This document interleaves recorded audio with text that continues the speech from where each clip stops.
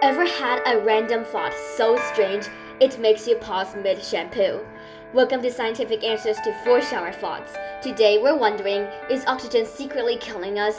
What language does a deaf person think in? If a jogger runs at the speed of sound, could he still hear his iPod? And finally, are we farming plants or are plants farming us?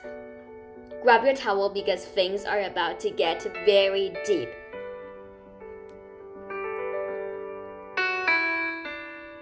Oxygen, the familiar chemical element, is vital for life as it allows cells to produce energy for a process called cellular respiration. Yet, it could be killing us right now, and here's how. Oxygen kills the same way an apple turns brown and metal rusts, for a process called oxidation. Energy from oxygen is produced in the mitochondria, the powerhouse of the cell, for a process called metabolism.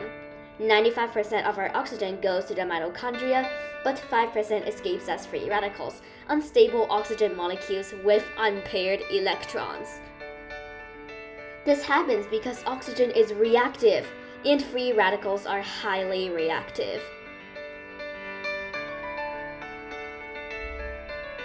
They can damage cells and DNA by using oxidative stress and contribute to aging.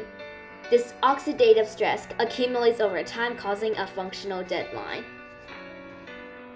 However, oxygen doesn't seem poisonous because of its low concentration in air, which is literally just 21%.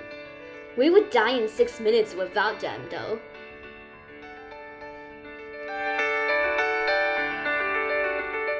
Most deaf people think in sign language. Instead of hearing their inner voice, they rather feel themselves signing in their brain. Other people think through visual memory and could only see their thoughts. However, if a person became deaf after the age of 5, they would still have an auditory component in their dreams, which means they could hear their thoughts. In this case, the deaf person would think in their initial language and their knowledge of it. When traveling through air at room temperature, the speed of sound is approximately 343 meters per second. At this incredible speed, the jogger could create shock waves, similar to a sonic boom produced by supersonic planes.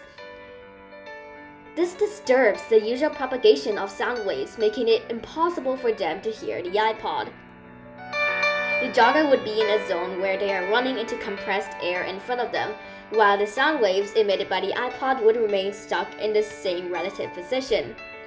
This phenomenon is basically Doppler's effect in reverse. Doppler's effect occurs when a wave moves relative to an observer. It could be expressed mathematically. The observed frequency is equal to the emitted frequency multiplied by the ratio of the speed of the wave plus or minus the observer's speed divided by the speed of the wave minus or plus the source's speed. For example, a helicopter's whir changes pitch when it approaches and moves away from you. However, compressed air traps the sound waves instead of shifting the frequency, where relative motion causes sound waves to be blocked, preventing the music.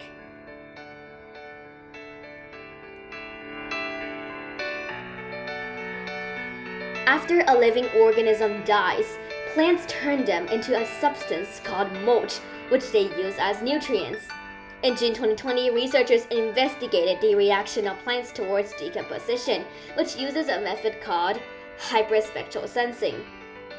This technology could help tell the difference between how plants reflect light, which might show if they absorb nutrients from decomposing bodies. These plants are called saprophytes. Yet, survival and domination is a common instinct in nature. Every single living organism inhabits it. I would never look at broccoli the same way again, though.